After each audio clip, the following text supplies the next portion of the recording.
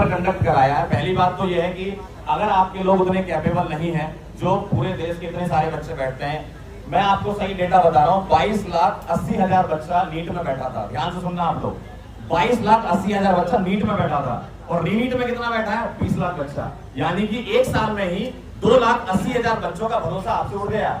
और ये 3 महीने के अंदर, 2 महीने के अंदर हुआ ये।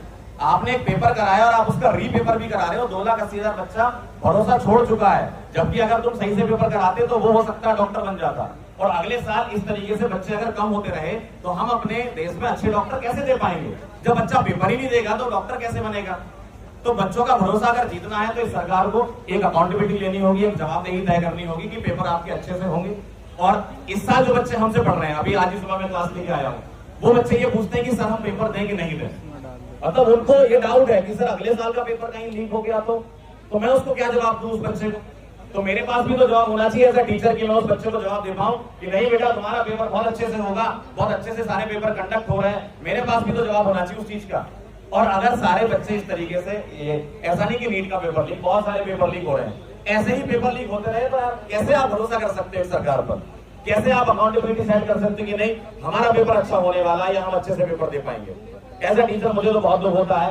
आप लोगों को भी इतना दुख होना चाहिए कि भाई आप अपनी आवाज उठाओ। बहुत अच्छी बात है, काफी लोग यहाँ पर आए हुए हैं, है ना। आप अपनी आवाज बुलंद रखें। 20 तारीख को यहाँ से सीधे संसद भवन की तरफ जा रहे हैं। क्यों? क्योंकि वो लोग हमारी बात सुन ही नहीं रहे। यहाँ पर सोनम सर बैठे हुए हैं। सोनम सर पिछले 19 दिन से हंगर स्ट्राइक पर हैं। अगर एक दिन इनको खाना नहीं मिलेगा ना तो रोने लगेंगे। ये इंसान 19 दिन से यहाँ पर बैठा हुआ है। तो अगर आप सोचो ऐसा इंसान जो, भाई अगर मैं आपको सही बताऊं ना, जितनी इज्जत इस सरकार ने सोनम सर की है ना, जितनी इज्जत की है उससे कहीं लाख गुना ज्यादा इज्जत बाहर के लोग करते हैं। बाहर के लोग बुलाते हैं इनको, बाहर के लोग इनको अवार्ड देते हैं और हम इनको पहचान नहीं पा रहे हैं। भाई आपके घर में ही कोई हीरा छुपा हुआ है, आप कह रहे हो हम तो बाहर से हीरा लेके आएंगे। कहां से हीरा लेके आएंगे? हीरा तो ये है आपके पास, इनको ही बचा लो, इनको ही बचा लो। मैं कह रहा हूं अगर ये जीवित रहे तो हमारे लिए बहुत अच्छा काम कर ले जाएंगे, क्योंकि इनके पास वो स्किल है। साइंटिस्ट है यार, साइंटिस्ट होना कोई आसान बात नहीं होती है। बहुत सारा काम किया है इन्होंने, लद्दाख में भी बहुत सारा काम किया और आज हमारे साथ यहाँ पर खड़े हुए हैं। क्योंकि ये आगे आकर के सोचो इनको क्या फर्क पड़ रहा था कि यहाँ आते। और लोग बोलते हैं कि इनको सत्ता का लालच, काय का लालच है भाई? सत्ता चाहिए होती सर कब का ले लेते, अपनी खुद की सत्ता बना लेते। सर बात कर रहे हैं व्यवस्था परिवर्तन की, सर बात कर रहे हैं आप लोगों की, हम लोगों की, हमारे परिवार की, हमारे बच्चों की, इस देश की।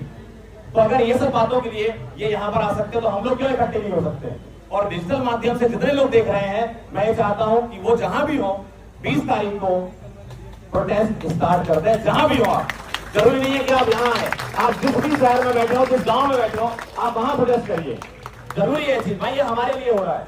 अगर हम ये चीज नहीं करेंगे ना तो भाई बहुत कुछ गलत हो जाएगा हम लोगों के साथ। और ये एक ऐसा मौका हमारे पास है कि जो हम सही चीज कर सकते हैं। हमारे पास यही मौका है, इसके बाद आपको दूसरा मौका नहीं मिलेगा। ठीक है, बहुत बहुत धन्यवाद। जय हिंद, जय भारत।